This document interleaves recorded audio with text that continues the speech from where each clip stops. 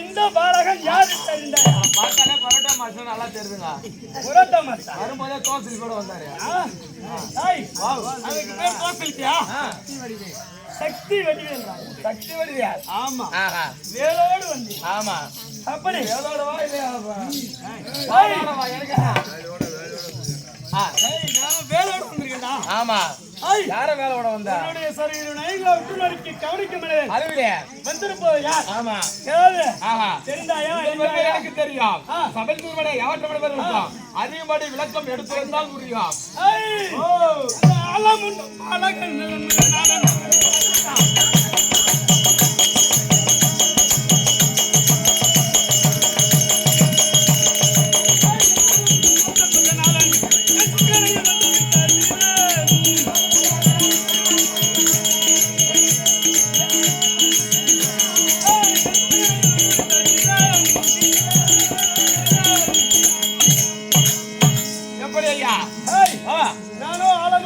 ஆமா பாலசண்முகன். ஆஹா அதாவது ஆமா யாருங்க தந்தை. ஆமா அதாவது பரமன் ஆமா அதாவது கைலாய பரமனுக்கும் ஆமா உமா பார்வதிக்கும் ஆமா நானா தோன்றி பிறகுப்பட்ட பிள்ளையோ அதாவது ஏனை முதல் எறும்புக்களை ஆமா 84 கல்லுக்குள்ள இருக்க தேரைக்கும் கருவுக்குள்ள இருக்க சிசுவுக்கும் ஆமா படி அளக்க முடியான தந்தையோ கைலாய பரமன் சிவபெருமான் கைலாய பரமன். ஆமா அப்படி இருக்கையிலே நான் எதனால தோன்றினேன் தெரியுமா? எதனால ஐயா? அதாவது சூரபெருமாளை ஆமா அசுராதிகளை கருவறுக்கும் பொருட்டு ஆமா என்னையோ தோற்றி வைத்தார். ஆமா எப்படி தோற்றமானீர்கள்? தோற்றமானேன் என்றால் ஆமா அதாவது 33 கோடி தேவர்கள் 48,000 ரிஷி முனிகள் ஆமா அனைவரையும் அந்த அசுராதி கூட்டமாகிய ஆமா சூரபெருமன் தாரகன் சிங்கமுகன் வானவன் என்று சொல்லும்படியான அசுரர்கள் சிறைபிடித்து இன்செக்ட் பண்றாங்க. ஆமா அப்படி வருகின்ற தருவாயிலே தேவர்கள் எல்லாம் ஒன்று கூடி இந்த அசுரனை நம்மை அடியோதண்டமாக அடித்து இன்செக்ட் வருகிறார்களே என்று ஓடி வந்து தெய்வேந்திர பூமி இடத்திலே அவர்களுக்கு தயாராக விலகி வர முடியாது. தெய்வேந்திர பூமி இடத்திலே முறையிட்டார். அப்படி முறையிட்ட காலத்திலே தேவேந்திர பூமியப்பட்டவர் பார்த்தா இதோ நம்மளால இதை ஒண்ணும் செய்ய முடியாது. அதனால கையில நாதன் கையில ஈசனிடமே சென்று இதற்கு முறையிடலாம் என்று சொன்ன உடனே அனைத்து தேவர்களும் ஓடினார்கள். அப்படி அந்த சூரபதமனோ இந்த 1008 அண்டத்தையும் அழைச்சி ஆண்டு வந்தார். அப்படி அனைத்து தேவர்களும் ஓடி வந்து ஐயா கையில நாதா அதாவது நசாரி கூட்டம் எல்லாம் எங்களை அடியோ வண்டமாக அடித்து இம்சை செய்கின்றார்களே, சிறைபிடித்து இம்சிக்கிறார்கள், இதற்கு ஒரு விட வேண்டும் என்று கேட்கவும் பெருமான் பார்த்தார். இந்த வரத்தை நாம் அளித்தோம். அதாவது ஒரு பெண்ணாலோ ஒரு ஆணாலோ உன்னை யாராலோ 5 முகத்தால் அழிக்க முடியாத வரத்தை கொடுத்தார். அதனால இது நம்மால் ஒண்ணும் செய்ய முடியாது. அப்படி என்று இதற்கு அவனை அழிப்பதற்கு நம் மனைவியா இருக்கும்படியான உமா பார்வதியை அழைத்தார். அப்படி அழைத்து பெண்ணே பார்வதா வேதம் என்றால் என்ன, அதற்கு மூலம் என்றால் என்ன தருவாயில் உமா பார்வதி ஆகப்பட்டவர் வெள்ளி அம்பலத்தில் ஏதோ விபரீதம் நடக்க போகுது மனதில் எண்ணி அம்பலத்துக்கு இருந்தால் நடக்கோட்டார். அப்படி நடக்கும் தருவாயிலே அப்போது சிவபெருமான் பார்த்தார். பெண்ணே பார்வதா சாபத்தாய்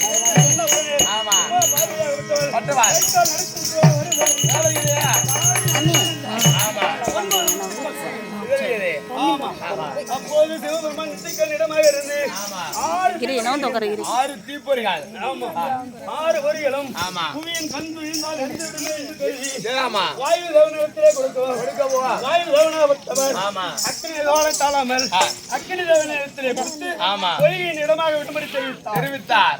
அப்படி விடகாலத்தில் 6 பொறிகளும் 6 குழந்தைகளாக தோற்றம். கார்த்திகை பெண்கள் வளர்க்கப்பட்டன. கார்த்திகை பெண்கள் வளர்ந்ததாலே கார்த்திகை என்று ஒரு பெயர்.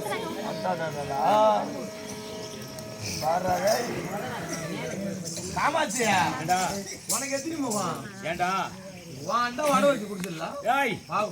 ஏன் அண்டா அடை வச்சு குடிச்சா கேட்டா என்ன அப்புறம் ஏன்டா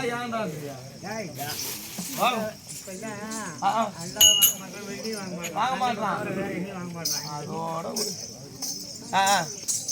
அப்படி கார்த்திகை பெண்களால் வளர்க்கப்பட்டு ஆமா அப்படி வளர்ந்து வர தருவாயிலே வருவாயிலே ஒரு நாள் தினத்திலே அந்த சரவண நதியிலே ஆமா நாங்கள் 6 குழந்தைகளும் ஒன்றின் பின் ஒன்றாக இறங்கவும் ஆமா உமா வருவதை எனதாய் உமா வருவதை பார்த்தது 6 குழந்தையும் ஒன்றின் பின் ஒன்றாக இந்த சரவண நதியிலே இறங்கி கொண்டிருக்கிறேன் ஆமா என்று எண்ணி ஒவ்வொரு குழந்தையாக பற்றி கொண்டாந்து கரையில் விடவும் ஒவ்வொரு குழந்தையாக விடவும் மற்றொரு குழந்தை இறங்கி செல்லவும் இப்படியாக இருக்க தாய் பார்த்தாள் ஆமா ஆஹா இதை இப்படியே விடக்கூடாது என்று 6 குழந்தையும் ஒன்றாக கட்டி இணைக்க ஆமா 6 முகம் 12 கூட உருவமாகி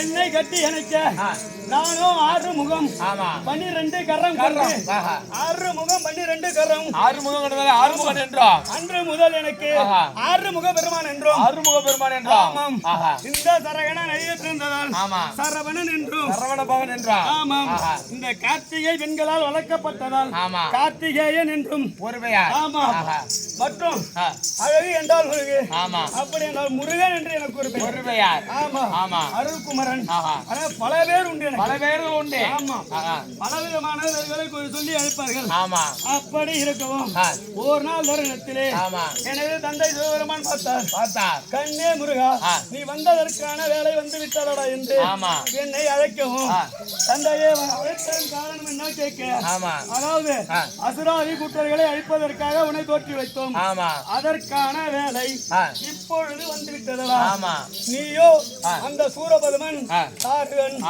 சிங்கமுகன் வானுகோபன் என்று சொல்லும்படியான அந்த அசுரர்களை அழித்து தேவருக்கு சுபவாழ்வு கொடுக்க வேண்டும் அதனாலே உனக்கு பக்க பலமாக வீரபாகு தேவரையும் 1,09 நவகிரகங்களையும் உன்னிடம் அனுப்பி வைக்கிறேன் அப்படி என்று தெரிவித்த உடனே அப்படி நான் எங்க கிளம்பினேன் அழிக்க போட்டு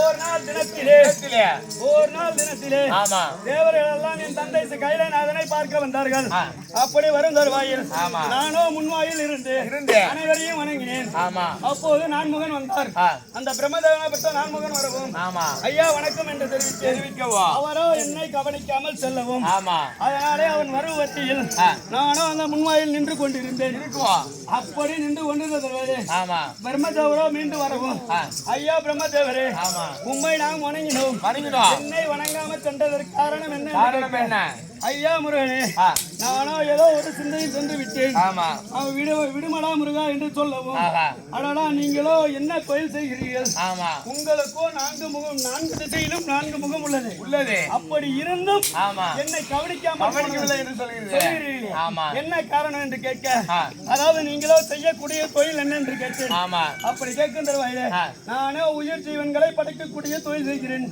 என்று நான் சொல்லவும் அப்படி என்றால் எதனை அடிப்படையாக கொண்டு இந்த உயிர் ஜீவன்களை படைக்கிறீர்கள் என்று கேட்டேன் அப்போது அவரோ வேதத்தை அடிப்படையாக கொண்டு படைக்கிறீர்கள் என்று சொல்லவும் அதாவது அந்த வேதத்தை அடிப்படையாக கொண்டு படைக்கிறீர்களா அந்த வேதத்தை எதனை அடிப்படையாக கொண்டு படைக்கிறீர்கள் என்று கேட்க அதாவது அதற்கு விடை தெரியாமல் வேதத்தை அடிப்படையாக கொண்டு படைக்கிறீர்கள் அப்படி கேட்கும் தருவாயிலே அதற்கு விடை தெரியாமல் அந்த நான்முகனும் திகைத்து போக என்ன செய்தேன் அந்த பெரும் பிறநலத்தை கட்டேன்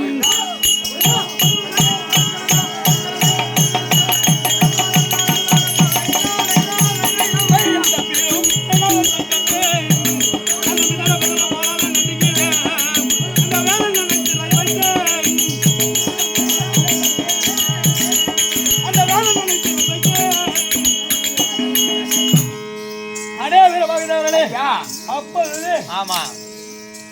நான்முகனை பிடித்து பிடித்து பொருள் தெரியாத காரணத்தினால் நான்முகனை பிடித்து சிறையில் அடைத்த உடனே அப்போ தேவர்கள் எல்லாம் ஓடி சென்று ஐயா முருகபெருமானே அந்த நான்முகனை விடும்படி தெரிவிக்குவோம் பிரணவத்திற்கு பொருள் தெரியாமல் நான்முகனை விட மாட்டேன் என்று தெரிவித்து விட்டேன் அப்போது என் அண்ணா விநாயகர் பார்த்தார் தம்பி முருகா தந்தையின் கோபத்திற்கு ஆளாகி விடாதடா வேண்டாமடா நான்முகனை விட்டு விடடா என்று சொல்லவும் அண்ணா விநாயகா உமக்கோ அந்த அரச மரத்தடியில் கொழுக்கட்டையும் சுண்டலும் உள்ளது நீயோ சென்று சாப்பிடு அதை நான் பார்த்துக் கொள்கிறேன் என்று சொல்லிவிட்ட பிரகாரம் எனது தாய் பார்த்தார் உமா பதவி பார்த்து கண்ணே முருகா வேணாமடா உனது தந்தையின் கோபமா பொல்லாதது பல இன்னல்களுக்கு ஆளாகி விடுவாய் வேணாமடா என்று சொல்லுவோம் தாயே அது தந்தை பாடு என்பாடு நான் பார்த்துக் கொள்கிறேன் பிரணவத்திற்கு பொருள் தெரியாத காரணத்தால் நான் சிறையில் இருக்கேன் அப்படி என்று சொன்ன உடனே எனது தாயார் சென்று விடுவோம் மீண்டும் எனது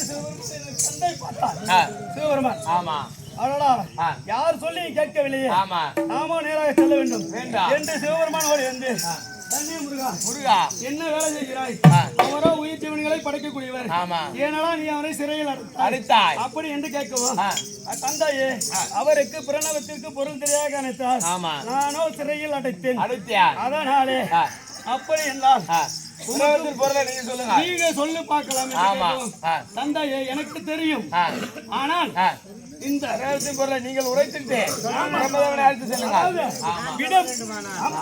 நீ விட முடியுமா விட முடியாதா என்று கேட்க நானோ பஞ்சாட்சரன் அப்படி என்று சொல்லவும் என் தந்தை அப்படி என நீங்களோ பஞ்சாட்சரன் நானோ சராச்சரன் சரவண அதோ ஓம் நமச்சிவாய என்று உங்களுக்கு ஐக்கெழுத்து எனக்கோ சரவண பவ என்று 6 எழுத்து பாருங்கள் பார்க்கலாம் என்று சொன்ன உடனே அப்படி என்றால் பிரணவத்திற்கு பொருள் கூறுமடா மகனே என்று சொல்லவும் அதாவது அந்த பிரணவத்திற்கு பொருள் கூற நான் தயார் நீங்களோ கேட்க தயார் என்றால் அதாவது கூறுபவனோ ஆசான் கேட்பவனோ மாணாக்கன் ஒருபடி கீழே அமர்ந்து நீங்க கேட்க தயார் என்றால் நானோ ஒருபடி மேலே அமர்ந்து கூற தயார் அப்படி என்று சொல்லவும் எனது தந்தையோ கை கட்டி வாய் போட்டு நிற்க நானும் அந்த பிரணவத்திற்கு எப்படி சொன்னேன் என்றால் வேதம் அமரர்க்கு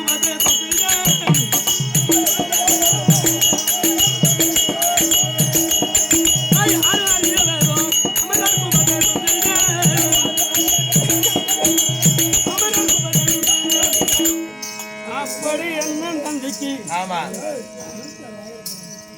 கந்தன் காலடிய வணங்கினார்